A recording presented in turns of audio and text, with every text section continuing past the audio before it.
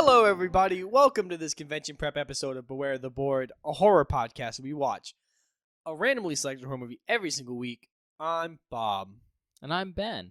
And once again, Shut up. Bob has lied to you. Because we're not watching a randomly selected I movie. know. We're watching. I've told you how many times. No, hold on. Before we. Oh, I'm fucking mad now. I'm pissed. How many times have I told you if you want me to do a different show, write me one and I'll do it. I was almost really proud of you because you said welcome to convention prep, but then you just did the randomly selected movie. What do we say? Not so random? Like not randomly selected?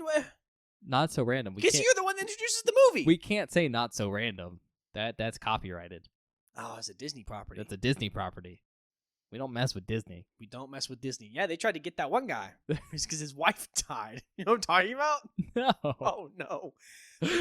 This is kind of a sad note to start the podcast. Bob's like, should I talk about this? Well, I mean, it sort of happened fairly recently. Basically, a dude's wife died at a Disney park due to an allergy after they told the cook that, like, she had the allergy, so he needed to clean his equipment, and he didn't do it. And Disney tried to, say, you can't sue us because you signed up for Disney Plus, and it was in the terms and conditions that everything had to be handled through arbitration. But then Disney, that got out, and Disney went, hold on, no, we'll get sued. It's fine. We're not gonna do that. We're sorry. That is what I was talking about. Here's the whole thing. Anyways, you could have said anything, but you kept it with the random bit, and you almost I did told something. you if you want me to do a new intro, write me a new one. How many times do I have to tell you that? It's not my job to do your job. Anyways, we're watching the Blair Witch Project today. Fuck you. Okay. Sorry that intro took a while. Bob's just really stressed about this movie. Oh, And that's also true. He's kind of trying to put it off. I will ask, do you have anything you want to talk about before we get to the Blair Witch Project? Nope. I have one thing. Oh, okay. So, if you tuned into convention prep for the last one, so I've watched Alien Romulus. He's still hyped about it. Well, I am hyped about that, but this is not about that. This is about me watching another horror movie. This is a different horror movie. Now, this is a horror movie that you're not going to care that I watched because you probably never even heard of it, and you probably don't care. But I thought I would bring it up because it was actually fun, and I had a good time watching it.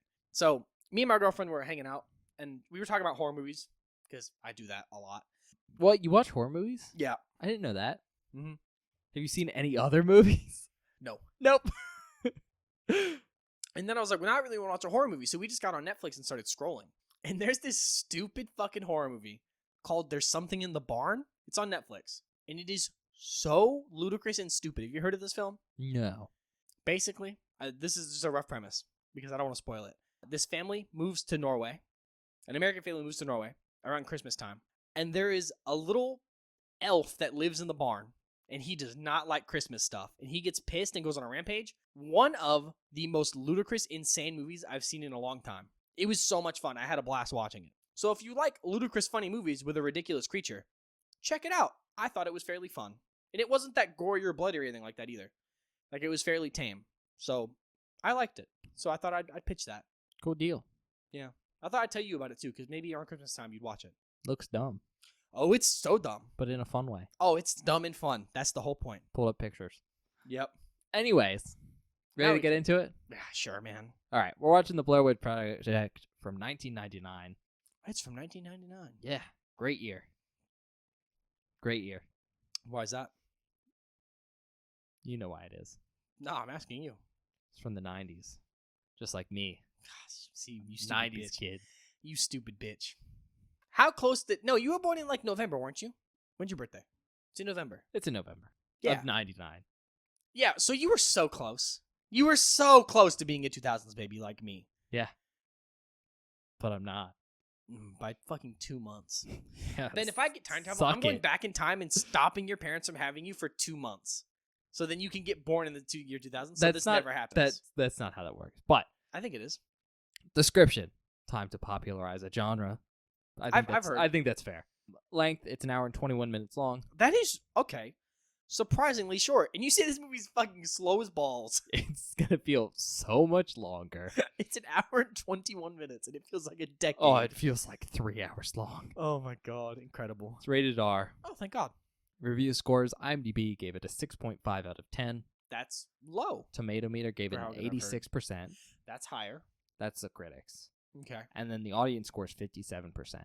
That's surprisingly low for how popular I think this movie is, or at least culturally popular. Yeah, but you have to remember, I think a lot of the hype came out when the film originally came out. I guess that's fair. And as a modern audience that has been kind of overexposed to found footage films nowadays that Sure. definitely copy the Blair Witch Project, the original film doesn't feel that great anymore. Okay. But to show you how well it did at the time, awards, 23 wins and 26 nominations. Holy fuck. Yep. Notable actors. There's only really 3 people in this movie. Oh, that's I mean, awesome. There's a couple extras, but I'm not really going to mention them. So, all 3 actors are playing themselves. That's so cool. So they use their own names. There's Heather Donahue, Michael C. Williams, and Joshua Leonard. Now, generally speaking, I don't think any of them have really appeared in too much other stuff outside of like some cameo roles and stuff. A lot of that does have to do with the fact that this movie was super duper popular and they used their real names, and that makes it hard to get acting roles after the fact, which kind of sucks. That does kind of suck. Because, you know, it's the classic thing of if you're really famous for playing a character, it's hard to do other things. Except that character this time is you. With that being said, they have been in some stuff. Heather Donahue was Wit in 7 in a Match. But she's also something you'd know her from. She was Stacy Corvelli from It's Always Sunny in Philadelphia. She was on 1 episode. Do you know who that is, Stacy Corvelli? Stacy. Is that the girl from the Magnum Dong episode they're trying to date? No. Okay. That is the woman who has that asshole kid that she convinces Charlie is Oh my god, his. that's her? So that's Heather Donahue, like one of the main characters in this film. That's awesome. That episode is really good. Well, it's like season 1, That's season right? 1, yeah. It's like the 3rd or 4th episode or something. So, thought that'd be funny. Michael Williams has played Sergeant Ternusky in The Objective, and then Joshua Leonard has also played Denny in If I Stay. It's a writer and director team, so they wrote and direct. But it's Daniel Myrick. He also directed The Objective, and I'm sure you know this guy a little bit better, Eduardo Sanchez. He directed Satanic Hispanics, which you've brought up in the past. Yep, I mentioned that on an episode of the podcast when it was coming out. Because apparently it was pretty good. They're good names to know because they're famous in the found footage like genre. And so you just see them pop up every once in a while. I know they popped up on VHS. They've done a segment there. But you also see them on documentaries sometimes. So good names to know if you're into the horror like industry, because they're an important like part historically in the more modern era of horror. Budget's estimated at roughly $60,000. Oh, God, that's nothing. I've heard it estimated a bit lower at $30,000. Damn. But it really depends. Now, I do want to note here that I have found it attributed it in a couple places that more money than that was spent. So that like $30,000 to $60,000 estimate is for like original production costs and does not like feature in all the like additional stuff that happened in like editing after the fact. So like after a studio bought it, which is like a classical thing. I know that's how Paranormal Activity was, where that movie was made for like $15,000. God damn. But then after the studio bought it, they spent like $150,000 editing it and like getting it ready. So probably a similar scenario, but still, production costs, we'll say for the team themselves, was $60K. Like $60K. Which is not a lot of money. Because all the studio stuff we can probably count in the same level as advertising. But box office, no matter how much they spent, was still insane. Do you want to take a guess? $65 million. No, not even close. Not even close? $248.6 million. Oh my God. So, you could roughly say about $250 million. That is fucking insane. It's wild. There's a reason this film is famous. Yeah. It's there's a lot of debate about this, but it's objectively probably one of the most financially successful films of all time. Okay, well, let's just put it this way. If we round up the 60,000 to 100,000, let's just round up. And that's, again, 60,000's the upper bracket of how much so let's round it up to 100 for easy math. That's still what? I mean, an insane amount. And let's say they made $250 million, right? So $2.5 million divided by 100,000, 25 times its budget, with upping both of them to round off even numbers. Yeah, and if you take the lower estimate at 30, at 30, it's about 8.333 repeating million. yeah, like it's insane. Yeah, so it's considered one of the most successful films of all time, like financially, both for like independent films and for indie films. And again, depending on how you judge it budget-wise, it can get higher up on that list. But super cool to see. Oh yeah, for sure. Especially in a period of like the 90s when horror was sort of struggling. But this is post-Scream too, so that helps. But just a little bit. But this is very different than the stuff that was coming out around the era of Scream. It's a very different film. Pretty obvious stuff here. Country of origin, United States. Oh. Do you know where this is shot?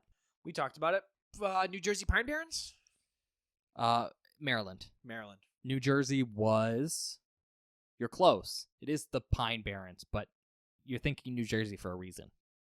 Last broadcast. Yep. Fact or fiction was said in the New Jersey Pine Barrens. This one is Maryland. Okay. And very specifically, my understanding is a lot of the stuff, like the trail stuff, like when they're in the woods, was shot along the Greenway Trail, which is in Seneca Creek in Montgomery County, Maryland. Huh, okay. So if you're looking for specifics, there's also a town they shoot a lot of its stuff in. I think it's Burkittsville, Maryland. But yeah, United States. Tagline. This is like one of those classic taglines where it's kind of a descriptor. Okay. Which makes sense. I'll get into some of the viral marketing stuff in a second, but marketing on this film was what made it so successful. It was very important. And the tagline kind of represents that. It's just a descriptor of what you need to get into the mindset for enjoying this film. But tagline is, in October of 1994, 3 student filmmakers disappeared in the woods near Burkittsville, Maryland, while shooting a documentary. ... A year later, their footage was found. Ah, sweet. So it's straight up the setup for what you need to get into the headspace of this film, and I think that's very important. Kind of get over into some of like the overview facts really quick, and then I can talk about, I think what the interesting part of this film is the advertising campaign, at least for me. But generally speaking, the idea for this film seems like it was conceived in 1993. Damn. And that developed into a 35-page screenplay featuring improvised dialogue. Whoa. So most of that screenplay obviously wasn't dialogue. It was other stuff. That's cool. Like suggestion notes about what the characters should be doing, stuff like that, which I think is important to note because 35 pages without dialogue is a lot. That is a lot. For a screenplay. With that being said, the film wouldn't begin production until October 1997, and they shot the film over a it was over a 8-day period, constituting 20 hours of footage. Damn. And they cut that 20 hours of footage down into an hour and 21 minutes. Yeah. So they cut down a lot. And, remember this is the 90s, so that's an expensive shoot in of itself. Yeah, but also 8 days? Yeah. 8 days is crazy. And do you know the logistics of how they did the shooting? No. So part of what I think makes this film really good is it feels very authentic. It's probably one of the found footage movies that I think does the best job of being authentic and making you feel like the events you could see are actually real. Sure. And a part of how they achieve that is by having their actors kind of do everything raw, like improvisational and real. For instance, my understanding of how they did recording is they basically had their actors go into the woods, and then they would have them find geocaches that would give them like their script suggestions for the day, for like what they should be talking about and stuff. And they would just film them the whole day. The actors had their own cameras. And then whenever they needed to set up some stuff for the sequence, they would have people, like the actors couldn't see, do the stuff. So the actors, from my understanding, were basically alone in the woods for 8 days.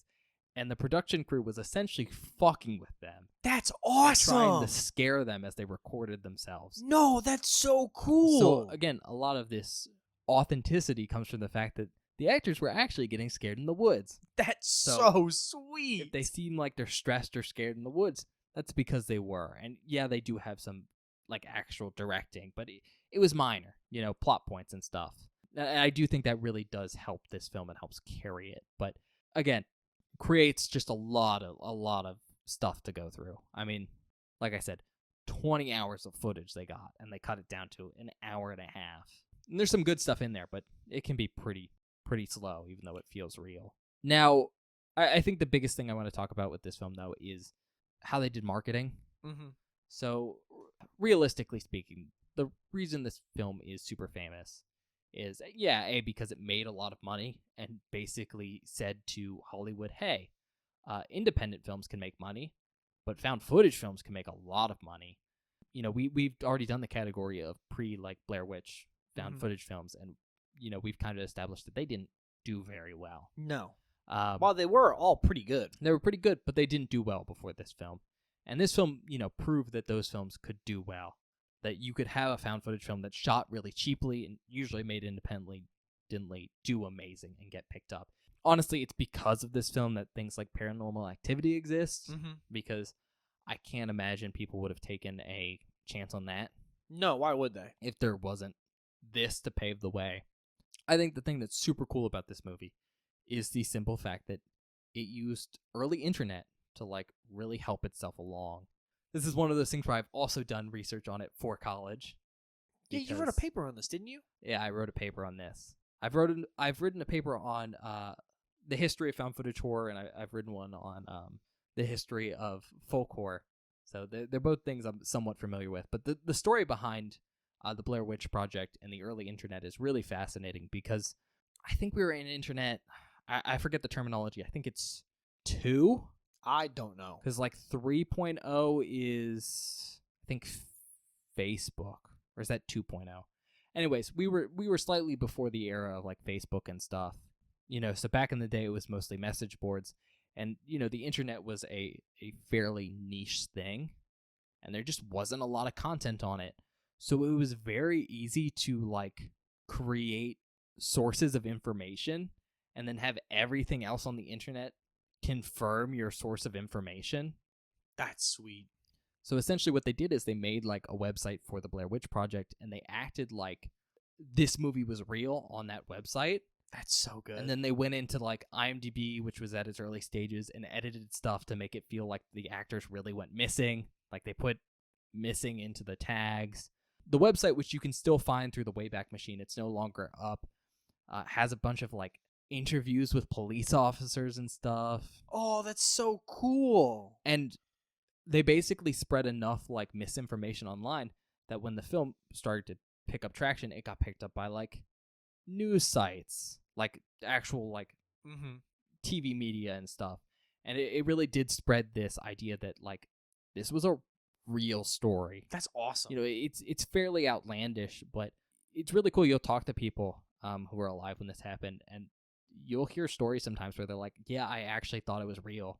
Or I saw this guy and he was handing out flyers for these missing people.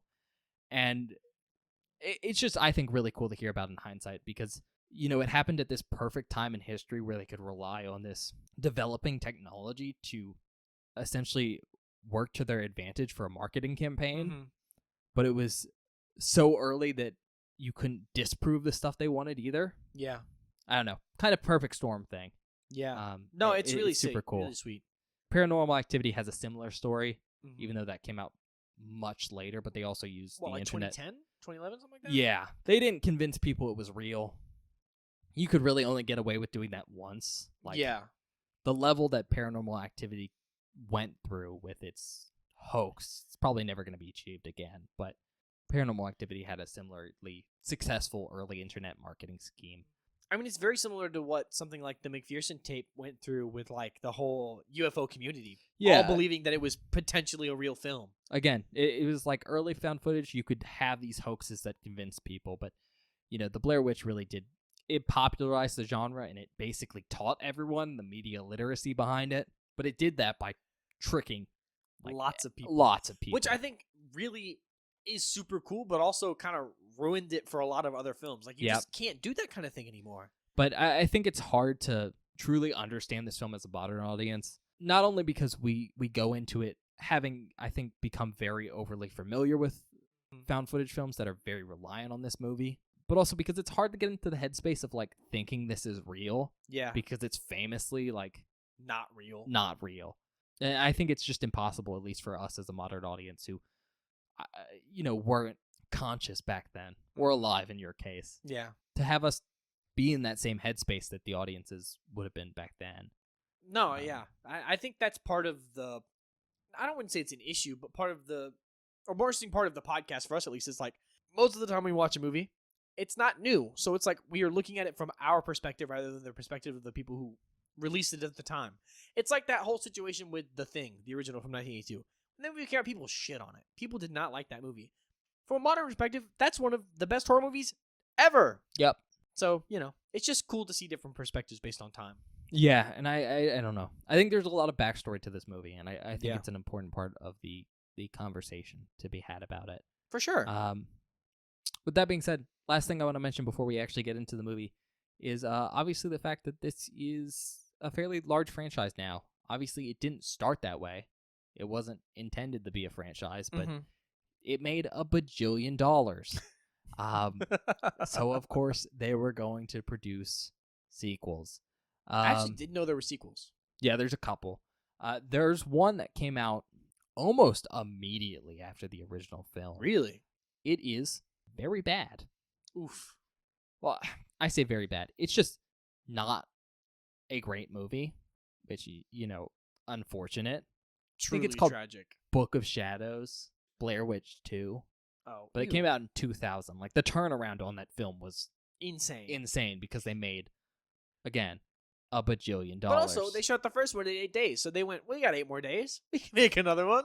Yeah, I think it got bought out by, I don't think the original producers and writers were associated with that second film. Well, that's why it was bad. I think they got bought out, and I think they were mad about it. I would be mad about it. And then I think there's one from 2016 as well. That's cool. And then, of course, we've talked about it. I think there's another one coming out. Is there?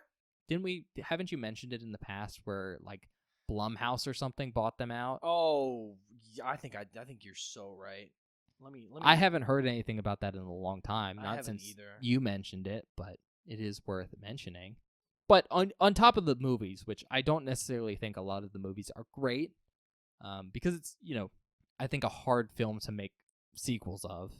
I'm sure we've talked about that in the past. There's novelizations, there's comic books, There's a video game, which I've and heard there's is a very video good. game, which I haven't played. I've heard it's incredible. I've been putting it off because there's a VR version of it, and I think that's going to be a lot of fun to play at some point. Yeah. And for worst sure. case, I can throw Bob in it. Nope. Which will be Mm-mm. very fucking funny. This post is from 145 days ago. It's on Reddit, so I don't know how true this is. It's a remake of the original, Yeah, we talked about this With a long time Blumhouse. ago, making it. but I haven't heard any news about that since you brought it up on the podcast. I also so haven't heard any news about it. You never know what that's going to be like. With that being said, though, that's all I have. Yeah. Fuck. Oh, should bring this up. I heard that they're releasing a new, I think it's a 4K Blu-ray, but it might be a standard Blu-ray of this film. Oh, that's cool. And one of the directors has pointed out that it's like the first copy that's going to be how the film was intended. Apparently, a lot of the original copy that went to theaters and that we see a lot of the times. Yeah. I want to say there's something weird about it. It's like a weird aspect ratio or something. Really? And whatever this new copy that's coming out in October is supposed to be really, really good. I don't know. It's been a while since I've read anything about it, but I thought I should bring it up here. No, that's cool. That's cool. Ben mentioned it. This movie's probably gonna scare the shit out of me, Ben, and I'm not excited. Probably. I'm really scared. You're going to be really tense, but Yeah. I'll be fine. Yeah, I know you will. You're probably sleeping, actually. Okay. Well, see you guys in a minute.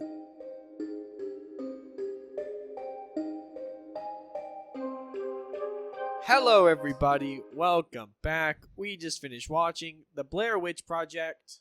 Yeah. Yeah. That's the Blair Witch Project. That's the full name. Yeah. What you think? Look, I don't know. This was a weird one because, to be honest, it's only an hour and 21 minutes. It felt like 10,000 years. I told you it feels real long. But it's not bad. It's just boring. Yeah. And I didn't really like it all that much. No, it's just a very, very, very slow film where nothing happens. I was going to say, it's a very slow film with no payoff whatsoever. Like, I got jump scared once. By something he wasn't supposed to be jump scared by. No, it did. I didn't think it was supposed to scare me. Nope, someone just walked back on camera and Bob wasn't expecting it. I guess my point is, objectively, I don't think it's an atrocious film. I think they do some cool stuff technique-wise, but I will probably never watch it again. Because it's just like, you need to give a description before I keep talking, because I want to talk about this movie. Okay. As always, I'm going to give a brief rundown, and then we'll actually talk about the film. Still recommend you go watch this movie if you've never seen it before. Sure. Especially because this is a film where not a lot happens. So if I spoil the stuff that does happen, the movie has been ruined. There's probably nothing for you to go watch. So, highly recommend you go watch it. And I do think it is worth a watch if you've never seen it before. Just so you can say you've seen it. Yeah. Like, now Bob can say he's seen the Blair Witch Project. Sure. He can say he doesn't like it, but he'll at least have watched it.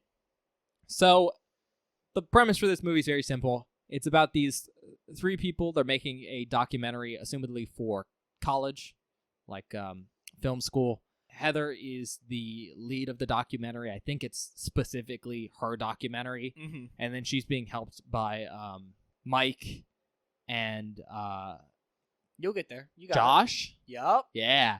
And Josh seems like is Heather's friend, and Mike is Josh's friend. So Heather doesn't know Mike, but Mike's the audio guy, and Josh is the camera guy. And they go out into the woods to film this thing for a documentary on the Blair Witch Project. They'd already shot some stuff in the town of Burkesville, Maryland. Yeah. Where the legend's supposed to be from. Apparently it used to be called Blair. And they're going into the woods to get some like B-roll shots there of some of the stuff that's happened in the woods, according to legend. And they get lost. Yep. That's kind of most of the film is just dealing with the fact that they're lost in the woods. Yeah. With that being said, we're going to actually get into it. So, you want to start by continuing your rant? Nothing happens in this entire movie. It is an hour and 21 minutes of nothing. And the payoff isn't good. I heard like the end of this movie was like supposed to be scary. Did not do anything for me at all. And that is my big problem, is it is a slow slog with no payoff whatsoever. And it kind of sucks because that's kind of what I honestly, I was waiting for it the whole movie. I was waiting to get like some sort of something to happen. Anything. Yeah, so functionally speaking, the biggest complaint about this film is it's boring because nothing happens. And I can see that. I that's pretty much what you just said. And functionally speaking, the reason for that is that I think probably this movie's biggest strength, but also its biggest weakness, is the fact that this movie is functionally believable. Yeah. It's these people, they go into the woods, they get lost in a very realistic way.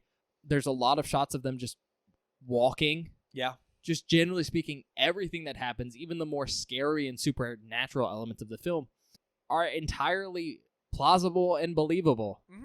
Like, they'll wake up and there'll just be some rock piles around their camp. Maybe those appeared in the middle of the night. Maybe they were there all the time. They'll see some strange figures hanging from trees. Who knows how long those have been there? They'll hear noises in the wood. Maybe it's like a deer or a bear or an owl. Or someone else just out in the woods. Everything is like very convincible and very realistic. And because of that, it's functionally speaking not very interesting. Nothing in this film is like super exciting because of that realism angle. Now, again, I think it's one of those things where we have to look at this film from the perspective of the time period it came out. What this film is trying to do is trying to convince you that the events being seen are real found footage. Yeah. And I think if we look at it through that lens, this film's actually very effective. Because if you go into this and you're like fully convinced that this is real, I think it's one of the most realistic looking found footage movies ever. Now, I never said that it wasn't realistic or a good found footage movie. I said it's boring. No, I know. don't like it. But I'm going to put this out here that I think a lot of these scares and the tension of this film work only when you believe it's real. Sure. Because a lot of the tension is something bad happened to these characters and I can see it coming. Yeah. And very clearly there's some like, oh shit moments. The ending, I think, of this film, you described it as like, I'm going to say a nothing sandwich, to paraphrase you. Basically, it's the classic found footage ending nowadays of people dropping the camera. Yeah. Obviously, the implication there is they die, Something bad happens. and something bad happens to them, and they drop the camera. But I mean, I think that works again if you have this. If you bought into the film and you have your tension ramp up the whole time you watch it, which does happen for some people, that ending's great because it's the most like high octane tense sequence of the movie.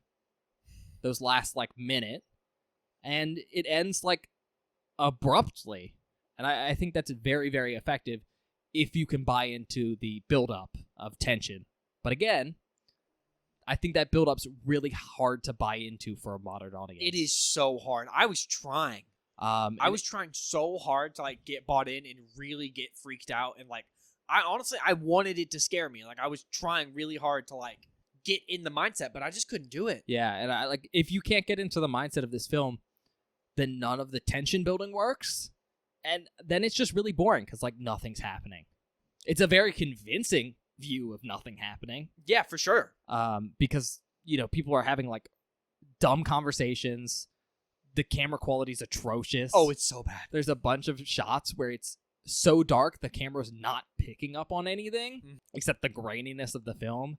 So it's all really convincing, and I think that makes it believable in like a nice way. But if you can't get into it, if you can't buy into the concept of the film, you don't get the tension, and I think it's just boring. Yeah, that's kind of the worst part of this film. But can you see what I mean there, though? At least no, I totally get where you're coming from. Like how if you bought into this, where you get your tension build up throughout, yeah. Because like at least in the beginning, there was some like tension building, like, and it worked for a minute, but it just got to the point where it wasn't effective anymore because it was the same thing happening again and again and again, and it felt like it was dragging. Like, I almost said this during the movie, but I stopped myself. I don't know how far we were in, probably 40-50 minutes or something. It was probably not 50, probably like 40 minutes or so. But basically, they've gone into the woods, and they've been there for like a couple of days, and they've officially gotten lost. And then they stumble upon a bunch of like stuff that is creepy in the woods. And I was hoping at that moment, because that was exactly at the point where I went, okay, I'm starting to get bored of these characters and their conversation, and I don't really care that much. And I was hoping it would pick up right there. But it's just so easily glossed over as being just like creepy. And it lacks ambiance in the way that a traditional film would. Yeah. But if it has that, then the whole it being real doesn't work. Yeah, it's kind of that double-edged sword of like, the whole creepiness aspect works really well if you can buy into it. Yeah. But it can't do any traditional movie like storytelling stuff. It can't have a traditional ramp up, because if you do that, it makes it unbelievable. No, and I kind of wish it had been, if this had been packaged more like something like The Last Broadcast, actually probably would have fucking slapped, for me at least personally. Like, it would have been way more effective for a modern audience. Where they had the documentary format around the found footage? Yes. Because I think the found footage in this film is super effective. Like, I'm such a fan of the way it's shot, the dialogue, the way everything like functions, but I just need it packaged in a more movie appropriate way for it to be effective. Yeah, I think that would have helped for a modern audience. Yeah, but for once sure. again, this wasn't made for a modern audience. Yeah. And I think at the time, this was very effective. I think having this be like one like long take of just their found footage is what made it very scary for people at the time. Oh, for sure. I can totally see that. Again, you didn't find the ending scary. Can you see how it would be scary? Because I've heard a lot of people, especially who saw it in the moment, in theaters and stuff, be like, this was the scariest film. Yeah, ever. And that's what. And see, I think my bar was also too high coming in, because that's what I was coming in on. Was hearing people say like, yeah, when this movie came out, it terrified the shit out of me. It was super duper scary. Seeing it now, it's not like that. I mean, we're almost a decade, or almost 2 decades, 3 like decades. 25 years. Quarter of a century. 25 years from this movie coming out. And so it's not aged well from a modern perspective. No. And again, I think part of the issue, besides the fact that we're not convinced that this is real, is the fact that you and I have both seen a lot of found footage movies at this point. Oh, yeah. And I've also seen the end of this movie before, just clipped. And can you see where a lot of modern found footage movies take stuff from this film? 100%. Like, absolutely. And I think that kind of leads into this other issue of like, we talk about this on Universal Monster movies a lot, where it's like, I can see where this film is super effective, but it doesn't feel as effective to me anymore because I feel like I've seen it a bunch already. Yeah. I think this film also kind of falls into that category of like, for how effective this was at the time, it's not so much anymore because it feels like a very underdeveloped technique because what's been done in this film has been overdone by other people.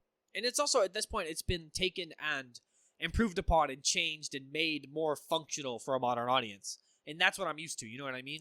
Yeah, but I do think I can look at it and go, okay, for 1999, this is very well done. Yeah, no, I've yet to say that this movie is poorly made. I just think it's boring as piss. Because, look, best part of this film is how convincing it is. We talked about the footage, but like the actors are really scared. Oh yeah, no, And they look actually fucking terrified. You can tell they're actually mad at each other. Oh yeah. I mean, the most famous shot from this film, it's made fun of a bunch. It's Heather Donahue's crying in front of the camera. Everyone makes fun of her. But the camera is like up on her face. Yeah, everyone makes fun of her for like how up her nose you can see, and like she's ugly crying, but it's so convincing. It's so real. Like for everyone that makes fun of it, they make fun of it because they remember it. Because it looks like something someone would shoot as their like last will and testament when they're scared out of their mind in the woods. So I think it's very effective at what it does. It just sucks that it doesn't work anymore, I don't think. For sure. No, I totally get that. So it's just pretty boring. And there's just not enough content, I think, to keep us entertained, even in like a jokey way. Yeah. I think the only part of this film that's very content heavy is the beginning. I actually really love the front half of this film. Because they're doing the more traditional interview setup that we expect of documentaries. Exactly. It feels very documentary-esque. Interspersed like with like some of their outtake footage. And I think that's pretty effective. We get to hear all these people describing the Blair Witch, like the legend behind it. Yeah, I love all that world-building stuff at the beginning, and I want that world-building stuff to have payoff by the end of the movie, and it doesn't, and that blows. I will say, it does have some payoff. It has very minimal payoff. Most of the horror stuff we see later on in the film is actually referencing some of those stories we hear from the beginning. For instance, not to get too much into spoilers, this is a 25-year-old film, but I don't like giving away the ending word for word. But sure. They do find a house in the woods, and like they talk about how part of the legend of the Blair Witch is this guy took children out to a house and murdered them. And when they go into the house, you look around, there's like handprints on the wall, like bloody handprints.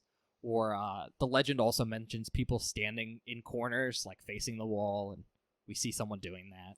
Yeah. Or the piles of rocks correspond to the amount of victims. Yep. There's a ton of callback stuff, but but it's not enough for me to like feel like it was worth it. You know what I mean? And I only remember that because I've seen this movie a couple times, and I was paying attention for those. Can I be honest? You know things. What would have made this movie like it just work 50 billion times better? Like, and I'm not even like asking for this a lot. If we get a couple of shots in the movie where you see something in the background, literally anything. Just give me like a scary looking woman off in the distance of the woods 3 or 4 times in the movie, and I think I'm shitting my pants. Like, actually. But again, it makes this feel less believable. And that's the issue with doing something like that. It makes it feel more like a movie. And less like a found footage tape. Yeah. And once again, super effective at the time. Less so nowadays, because of course we know it's fake. Then I think the other good thing about this is conversations between characters. We've kind of brought that up. It's super good. But everyone has like great interpersonal relationships, and how those change as people get more and less stressed. I think the other thing that just really sells this film. Yeah, and I think it's fairly real, and honestly, I really think all of the actors sell it pretty hard, especially when you get near the end and they've been out in the woods for fucking days and they're super duper lost and like stressed out and don't really know what's going on and like trying to find like any sort of society or a semblance of safety. Like, I think one of the best scenes in the entire movie is Mike is sitting on the ground and he's like, they all smoke and they've been out of cigarettes for a couple days now. And he was like, I found cigarettes in the bottom of my pack. We're alive. We're alive. Because we're still smoking. And it's a shot of him and Heather just sitting down and smoking together. Rocking back and forth, like going crazy. And that scene in and of itself is really cool. I need more oomph to any of it for me to like have been scared or it to be as effective as I wanted it to be. Again, not enough plot. Yeah. Do you have anything else you want to talk about though? Because I have one last note, but then we can move on. What's your last note? Because I had something and I forgot it, and I might remember by the time we're done with this. Okay. Well, the note I kind of wanted to end on, unless you come up with something else, is there's a popular fan theory about this film. Oh, is this the thing that your roommate was talking And about? We got coffee with my roommate before this, and he brought it up, which I'm glad he did, because I would have forgotten to mention it. So shout out. But yeah, there's a popular fan theory with this film, and I think it makes it more interesting for rewatch, but especially for like a modern audience. Mm-hmm. But going off some of the stuff that is hard to find nowadays, but some of like there's background information in the website that used to exist. Yeah. And I think there's a book about like, it's a fictional book about the background of the case and everything. Oh, that's cool. Among the novels that were made for this movie. But there's some implication that Josh and Heather used to date. Oh, And I caught that. And you can kind of thought pick up that on for that. sure. It's never, I think, explicitly said, No, but you can see it in some of their dialogue. but it definitely feels like it. And obviously Mike doesn't know Heather, but he knows Josh. And there's kind of a popular fan theory that instead of this being a movie where these characters get lost in the woods and are haunted by this like supernatural spirit, or they're just lost in the woods, instead what is actually happening is Josh has gotten his friend Mike to help him take his ex-girlfriend out into the woods, scare the shit out of her, and then murder her, and then cover up the murder as like a hiking accident. Holy fuck. That's cool. And it's a very cool idea because it kind of works. It does kind of work. With how grounded this film is, and the fact that like the way Mike and Josh handle their grief is kind of getting a little bit, I don't know, goofy, Yeah. and then fucking with Heather. No, that definitely works. It also explains some of the questionable decisions certain characters make That was the thing I wanted to regarding talk about. maps. The whole reason. So look, I think this movie is very grounded and real, and like the fact that they get lost is a very real situation that can happen. I think the reason they get lost is fucking stupid. Okay, so the thing Bob's gonna say is Mike kicks the map Into the creek. into a creek and then doesn't tell anyone for like a day. They were already lost by that point. But at least if they had, like, just that decision is stupid, because at least if they have the map, they can maybe find, like, something to base their location off of. Yeah. Literally anything. The fact that he just went, oh, fuck this map, bah, and kicked it in the creek and said nothing is fucking insane. It is insane. I've always read that as, like, they were passing the map around, and it essentially fell on the ground, and he probably accidentally kicked it into the creek. Well, I'm taking it as when he was crossing that log, you hear something fall in the water, and he says, oh, the tree broke. That's when the map fell in the water, and he just didn't want to deal with it. Yeah, but I think it was one of those things where it's like you accidentally do something, you realize you fucked up, and you don't want to... You're stressed out, you don't want to deal with it, so you don't say anything. But that is, like... It's not a sensible decision, but that makes sense for someone in that, like, super stressed out, fucked up mindset to make. But if you already think you're lost and your only shot is with the map, and you just, like, come on, bro. I know. It's frustrating. It makes sense in context. But it frustrates the piss out of me. But it does also make sense. It does make sense. If they did it intentionally. To like it. Yeah. So yeah, that's the popular fan theory, is that the two are just fucking with Heather. No, I think that's a great fan planning theory. to murder That's her. hilarious. It's kind of awesome. If you're wondering about how that explains the ending, one of them walked up behind her and just bopped her on the head, which is also why one of them runs upstairs and then immediately runs downstairs. The other way they explain this film, obviously there's the hiking aspect where they're just actually lost in the woods. Yeah. And they eventually just drop their camera and stuff.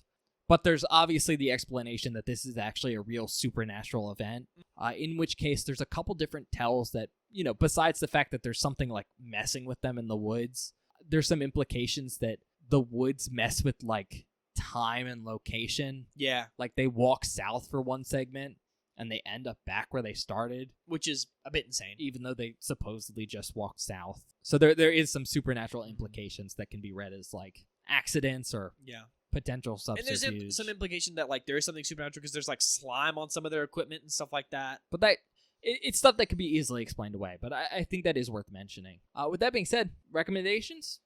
I don't know, man. I mean, I personally did not enjoy myself that much, but I think if you want a realistic found footage film, this is probably one of the best ones you're going to find. Yeah. It's like, while I did not buy into it because I You've just seen couldn't. so many. I tried really hard, but I just couldn't get into it. I think it is very effective in that way. If you want a movie with good characters that feel real, the characters in the movie do feel very real, and I think the actors do a good job of portraying these characters in very high-stress situations and doing things that are fairly realistic and interesting. If you want a movie set in the woods, 90% of this movie's in the woods, and it's just shots of trees and tents and things like that. So I think, you're into that, looking for something like that, it works. That it? I think that's it. All right. My big one, so I'm only going to have one here, is if you haven't seen this film. Yeah. I think it's worth a watch. It's really Sure. famous. I think it's, especially if you're into like the horror industry, worth saying you've seen the Blair Witch Project. Oh, yeah. It's a cool milestone in the found footage movement, and also just like the movement of cinema in general in the early 2000s. It was like the biggest thing coming out at the time, which is wild to see. Kind of proved that horror was super popular. Because we had popular slasher movies during the 80s, but they were still kind of like not mainstream. Yeah. And Scream had just come out, and that was bigger, but that was for teenagers. And this was like a film for everyone. Like $250 million is not. I mean, you could show this to a kid. Yeah. Like, this movie is kid-friendly. Because nothing happens. Yeah.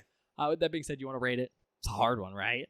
Yeah. Because you didn't enjoy it. No. I didn't. I mean, but the problem is, it's not a bad movie. I just thought it was boring. You know what I mean? And that's very hard to rate because my enjoyment level is super low. Like, I actually really like the beginning, but after the beginning, and once you get surpass a certain point near the middle and the end of the film, I think it slogs, and I didn't really enjoy all that much. But that doesn't mean objectively it's a bad movie, which means I can't really give it a bad rating. But if a movie is boring, it's not a good movie. Does that make sense? Like, a movie's purpose is for entertainment or to get a message across. This movie did neither of those things. I did not find it entertaining, nor did it get a very good message across or have any sort of deeper nuance or anything like that. But it achieved everything it wanted to do very effectively. And so I'm in a really weird spot. Do you want me to go first? No. Okay. 4. 4? It's decent. I'm going to give it a 3.5. Kind of in the same place, where it's like, I think this movie is very effective at what it wants to do, which is creating a very believable, like, found footage movie. Yeah. But I don't really find this film interesting. Me either. And if I'm being honest, most of the cool parts I find about this movie come from prior knowledge and research about the background of the film. If I didn't have those and I just went into this film blind, I would not have a good time. No. I didn't exactly have a good time right now, but like it would be a snooze fest without like the interesting background information or trying to look for like, hidden themes of like, oh, this person murdered that person. There's stuff I can do to make this film more interesting, but as it stands on its own, as a modern viewer, I do not find this film enjoyable. It is, however, like you said, very effective, and I think it goes above and beyond trying to be a realistic found footage movie at the sacrifice of maybe enjoyment.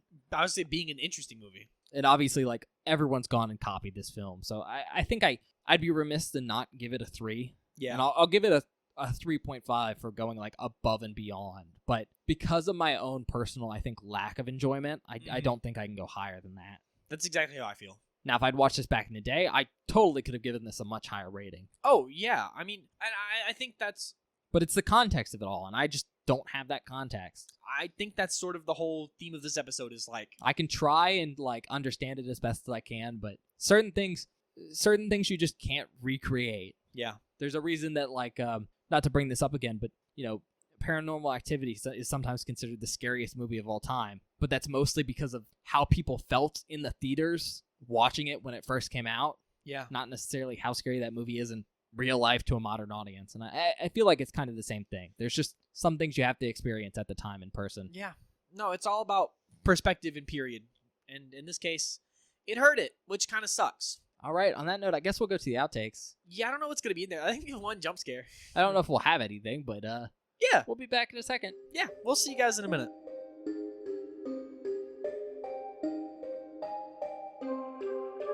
Hello, everybody. Welcome to the outtake section for this episode of Beware the Board. I hope you're enjoying our review of the Blair Witch Project so far. I don't particularly like this film, but I do appreciate everything it did for its genre.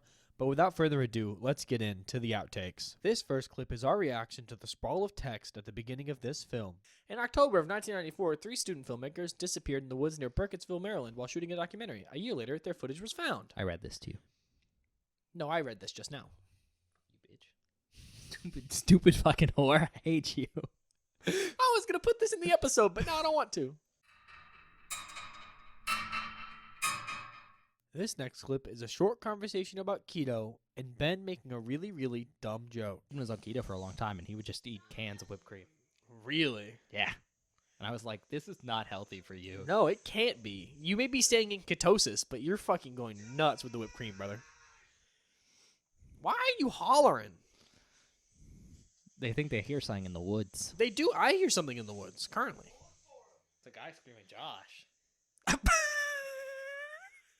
You're so fucking stupid, and I hate you But so am I fucking wrong? much.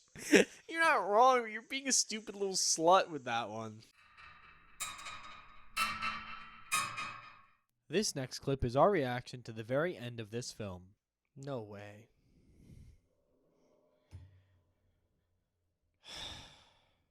Didn't you enjoy that? Movie sucks.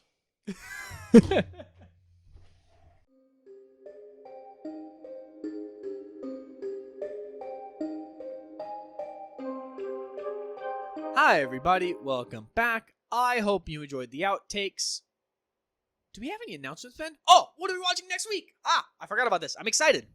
I always forget that this happens. It's the end of the episode, so it's been a long time since I thought about it. It has been a long time. Next week, we are watching Phantasm.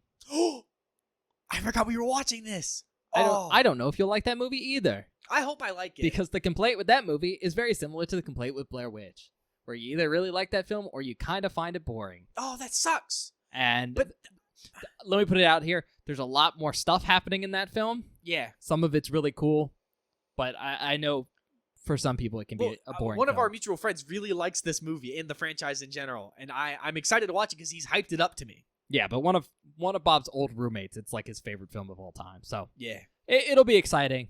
We're watching that one because, wow, there's a bunch of people, like main characters from that film are coming to the convention. We didn't mention it for Fright Night. Chris Sarandon was the guy that was going to be there. Yeah, I forgot about that. I don't remember if there was anyone else, but I just thought we should cover Fright Night. Yeah, we forgot to mention that on the episode. I think there was a couple other actors that were going to be there. I think the main guy's going to be there. The guy that plays Charlie? I don't remember. I just saw Fright Night, and I was like, we haven't watched that yet. Yeah, Might as well get it out of the way. The Blair Witch Project, all three of the actors are going to be there. Which, that's pretty cool. And then for Phantasm next week, we'll go over that then. But it's the main characters again. I'm trying to hit the big stuff this year instead of doing everything. I'm mostly sticking to a couple main characters from this film. But yeah, Phantasm next week. That should be, or whenever these episodes come out. I don't know. A week apart, usually, I think I'm going to aim for. Maybe sooner, depending on how quickly we get them all recorded. Yeah, but that'll be next time. Usual spiel. Check us out wherever you get your podcast, Spotify, Apple Podcast, other podcast platforms. If you're checking us out there, please give us a quick rating or review. It really helps us out getting seen by other people on those sites. You could also recommend us to a friend. We really appreciate that. That's the easiest way for us to get out to new people. Otherwise, you can check us out on YouTube, which, while not the best for audio-only content, is really nice for showing us some support. You know, we can see your likes and subscriptions, stuff like that. It's really nice for us because I appreciate seeing if you guys are engaging with this content we make. For sure. Because we spend a lot of time doing it. Yeah, we do spend a lot of time. What hour are we on today? What time is it? Well, it's we started 3:42. We started at 8. A lot. But the big thing with YouTube is it's got a couple cool tools you might like. There's a search function that lets you search key terms in all our videos. So in case you're looking for like a movie title, that's an easy way to check it to see if we've covered a movie. Because we've done like 170 or so episodes now. A lot. There's also a bell button, which lets you get notified whenever we post something new. Especially if we're posting something out of our usual scheduled format. So like Fridays. Like this episode, for instance. That's an easy way to know if you don't have like Twitter. Which is coming out sometime. We haven't decided when these are going up yet. Well, we have by the time this comes out. That's true. If you're hearing this, we decided when it's coming out. I think it was Mondays last time. Was it Mondays last Something time? like that. Monday, Wednesday, Friday, something like that. Or Sunday. We might do Wednesday this time. You'll know because you're listening to it right now. There you go. Otherwise, a big thing with YouTube is it is one of the two major places to communicate with us at. There's a couple, but that's one of the big ones. You can do that in the comment section of a specific episode if there's something about that movie you want to talk to us about. Or you can go over to Twitter, @BoyOfTheBoard, and go talk to Bob. Maybe ask him about some urban legends that are going around in his community. Oh. Maybe ask him how to read a map. If only they could read a map. Might be Greek to him, but Yeah. he could try. Might be. Worst case, he'll kick it in a stream. I don't think I will. I think I won't make that mistake. You're right. You'll throw it in the Ohio River. Like Ben said, check us out on Twitter @BewareTheBoard. It's where we post updates about the show, information about the show. Basically, if there's anything you want about the show, it goes on our Twitter.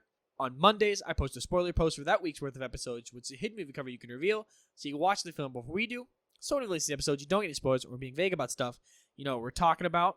Then on Fridays or whatever other day an episode goes live, I always post a link to the episode whenever it goes up. So if you ever missed an upload or want to know when something went up, there's always a link on our Twitter. Last thing, we do short form content for the show over at Beware the Board on TikTok and on YouTube Shorts. So if you want to support the show and enjoy short form content, check us out there at Beware the Board on YouTube and, well, at Beware the Board on TikTok and on YouTube Shorts.